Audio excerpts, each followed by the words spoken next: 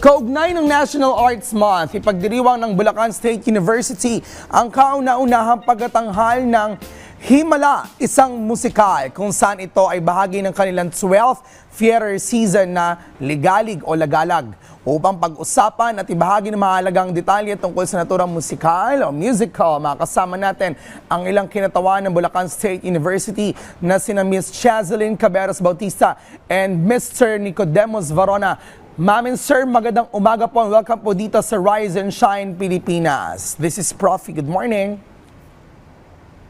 Hello, good morning. Yes, good morning, Prof. Fifi. Alright. Ano po ang mga partikular na elemento, eksena sa musical na sa tingin ninyo ay pinakamahalaga para marinig at makita ng mga manonood natin, lalo na't unang beses na itatanghal dito o doon sa Malolos?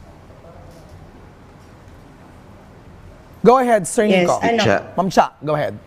You're familiar with the musical kasi ay based sa 1980s film na Himala, no, na pinagbadahan ng ating national artist na si Miss Nora Honor. So palagay ko ang pinaka-importante, yung kailangan ma-stage namin, no, is yung iconic line ni national artist Nora Honor na walang himala.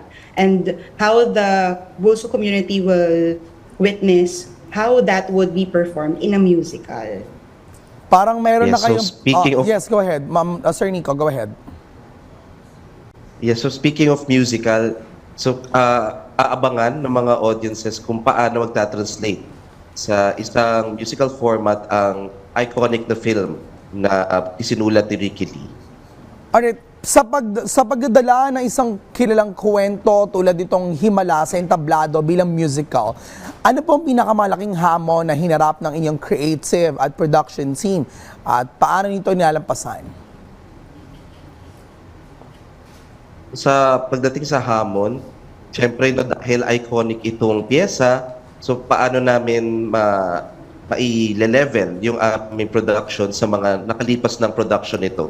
At dahil isang student-based organization ang Sinsak BB Ansam, so ang logistics ay isa ring hamon para sa amin dahil maraming mga requirements itong production na kailangan naming itugunan.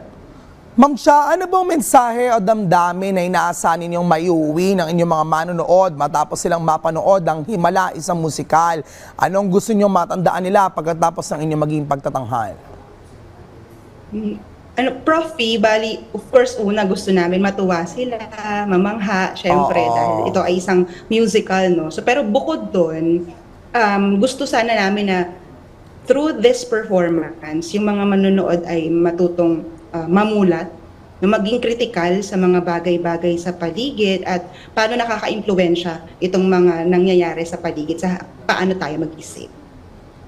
Sir Nico, paano po ninyo ginagamit itong proyektong ito bilang learning experience also para sa inyong mga estudyante at para sa mas malawak na community theater sa Bulacan State University?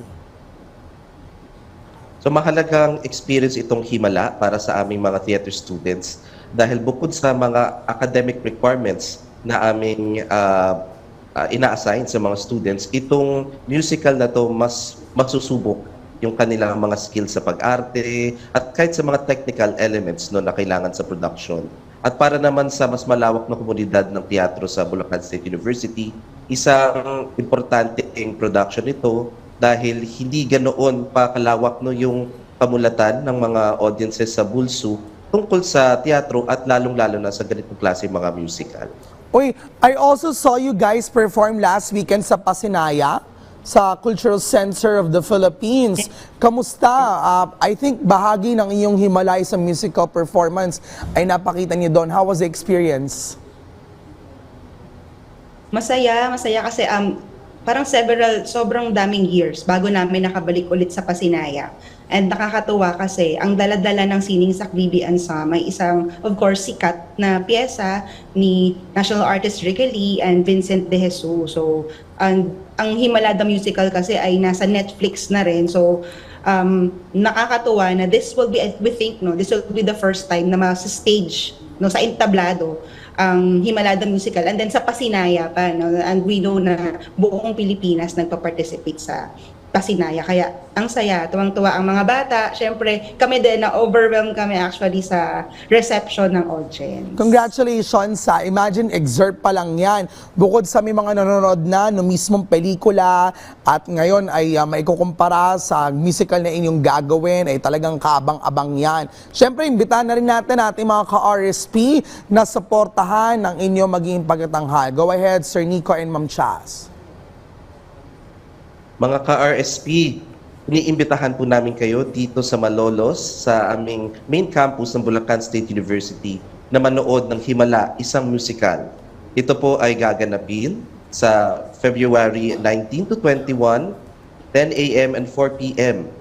So para po sa mga detalye para sa panonood, puntahan nyo lang po ang aming Facebook page, Sining Saklibi Ansam, for more details at para po makakuha kayo ng tickets for our show.